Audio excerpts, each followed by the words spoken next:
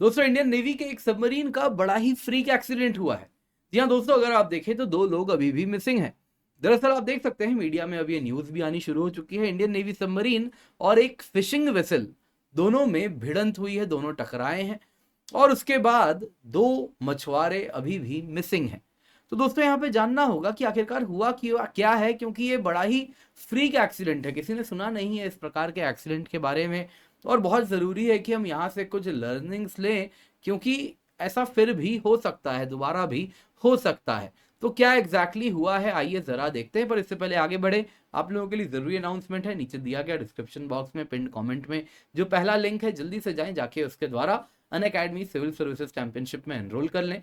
90% तक स्कॉलरशिप है, exciting rewards हैं जो आपको मिल रहे हैं। 24 नवंबर की तारीख है, सुबह 11 बजे या फिर शाम को 5 बजे आप कभी भी आकर जुड़ सकते हैं। तो आइए जरा देखते हैं हुआ क्या है। दोस्तों दरअसल आप देखिए तो यहाँ पे आप जो गोवा देख रहे हैं, गोवा से ही नॉर्थ वेस्ट की ओर करीबन 70 नॉटिकल माइल कुछ यहाँ पर अगर आप देखें तो इस जगह पे यहाँ पे कुछ इस इलाके में भिड़ंत हुआ है, जिसमें एक तरफ अगर आप देखें तो इंडियन नेवी सबमरीन थी, दूसरे तरफ एक फिशिंग वेसल था। ये दोनों ही आपस में टकराए हैं और इसके बाद रेस्क्यू ऑपरेशन तुरंत लॉन्च हो जाता है, लेकिन 2 फिशरमैन अभी भी मिसिंग हैं। जो इंडियन नेवी ने यहाँ पे बयान दिया है उसके अनुसार उन्होंने कहा कि एक इंडियन फिशिंग वेसल थी जिसका नाम मारथोम था। ये मारथोम में 13 लोग उस वक्त सवार थे और ये जाके इंडियन नेवल यूनिट, नाम नहीं लिया गया, इंडियन नेवल यूनिट के साथ जाके टकराई। ये सब कुछ हुआ है गोवा से 70 नॉटिकल माइल नॉर्थ वेस्ट की ओर, जैसा मैंने आपको मैप में दिखाया। उसके बाद सर्च एंड रेस्क्यू ऑपरेशंस तुरंत के तुरंत शुरू कर दिए गए। नेवी ने 6 शिप्स, एयरक्राफ्ट ये सभी डिप्लॉय किए हैं। 13 में से 11 लोगों को तो बचा लिया गया है, लेकिन 2 लोगों के लिए अभी भी सर्च ऑपरेशंस जारी हैं। और यहाँ पे आपको देखना होगा कि मैरीटाइम रेस्क्यू कोऑर्डिनेशन सेंटर जो मुंबई में है, उनके साथ भी कोऑर्डिनेट कर रही है नेवी और कोस्ट गार्ड। दोस्तों यहाँ पे अच्छी बात यह है इस पूरे मामले में कि हमारे सबमरीन को कोई मेजर डैमेज नहीं हुआ है। एज पर दी मीडिया रिपोर्ट्स वो अभी भी अपने ट्रांजिट में मूव कर रही है। लेकिन आखिर ऐसा कैसे हो गया, ये बड़ा ही फ्रीक एक्सीडेंट है, कैसे कोलिजन हो गया, इसका कॉज अभी भी अंडर इन्वेस्टिगेशन है।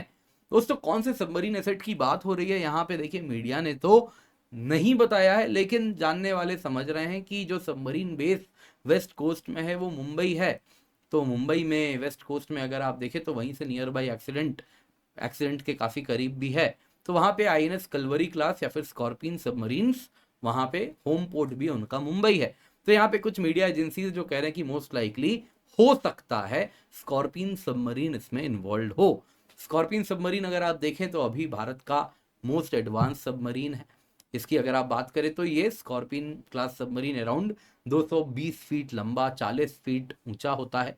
इसकी जो स्पीड होती है जब ये सरफेस्ड होता है कुछ इस प्रकार से, जैसे आप तस्वीर में देख रहे हैं, तो 20 किलोमीटर प्रति घंटा की रफ्तार से चलता है। वहीं अगर ये पानी के अंदर रहता है तो 37 किलोमीटर प्रति घंटे की रफ्तार से चलता है। इसमें 18 वेपन्स वगैरह कैरी हो सकते हैं, इंक्लूडिंग टॉर्पीडोज, मिसाइल्स, माइंस। बाकी दोस्तों ये डीजल इलेक्ट्रिक प्रोपल्शन के द्वारा पावर्ड है, यानी ये न्यूक्लियर सबमरीन नहीं है, डीजल इलेक्ट्रिक सबमरीन है। इसका एंड्योरेंस काफ़ी लंबा है, state of the art technology से बनाया गया है। इसमें अगर आप देखें तो स्टील फीचर्स भी तैनात होते हैं। आप लोगों ने सुना ही होगा, हम INS Kalvari class submarines continuously अगर आप देखें तो नए नए कलवरी क्लास सबमरीन्स हमारे यहाँ ऐड भी होते जा रहे हैं। पर दोस्तों देखना होगा कि आखिरकार ऐसा फ्रीक एक्सीडेंट कैसे हुआ है, क्योंकि इस प्रकार के इंसिडेंट बड़े रेयर हैं, बड़े अनएक्सपेक्टेड हैं। और जहाँ तक बात है, प्रिकॉशंस लेके ही चलती है नेवी। जितने भी हमारे मिलिट्री वेसल्स होते हैं, नेवी के वेसल्स होते हैं, दे टेक अटमोस्ट प्रिकॉशन।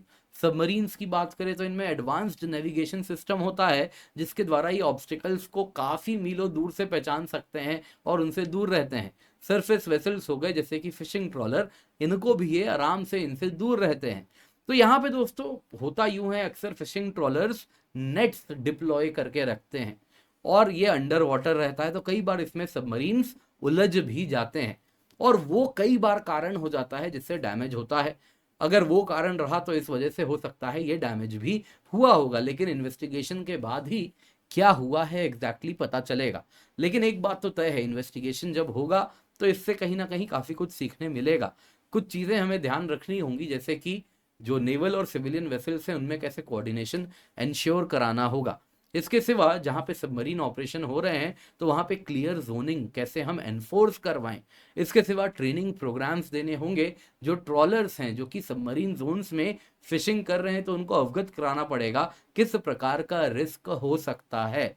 तो कुछ चीजें हैं जो हमें कहीं ना कहीं इसके बाद इनकॉर्पोरेट भी करना होगा, जो कि वी ऑल नो हमारी नेवी वो करेगी ही करेगी, और उसके बाद जो चेंजेस चाहिए वो हम इनकॉर्पोरेट भी करेंगे। लेकिन फिलहाल तो यही हम प्रार्थना करेंगे कि जो 2 लोग मिसिंग हैं वो भी मिल जाएं और उनकी भी जान बच जाए। उम्मीद करता हूं दोस्तों आपको ये वीडियो पसंद आई होगी, लाइक जरूर कीजिएगा, शेयर करना ना भूलें।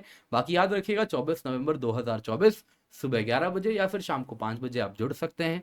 90% तक स्कॉलरशिप है, एक्साइटिंग रिवॉर्ड्स हैं, आप निश्चिंत होकर जुड़ें। नीचे दिया गया डिस्क्रिप्शन बॉक्स में पिंड कमेंट में जो पहला लिंक है, आप निश्चिंत होकर जुड़ जाएं। इसके सिवा दोस्तों आपके लिए हम लेकर के आए हैं कई बैचेस हैं हमारे, हिंदी में है, इंग्लिश में है, इंग्लिश में है, आप निश्चिंत होकर जुड़ सकते हैं। आप देख सकते हैं complete prelims, complete mains preparation, सारे ही बैचेस का access, comprehensive study material, prelims mains test series, 1-on-1 mentorship, सब कुछ आपको यहाँ पर मिलता है। तो आप निश्चिंत होकर जुड़े, यूज द कोड KC10।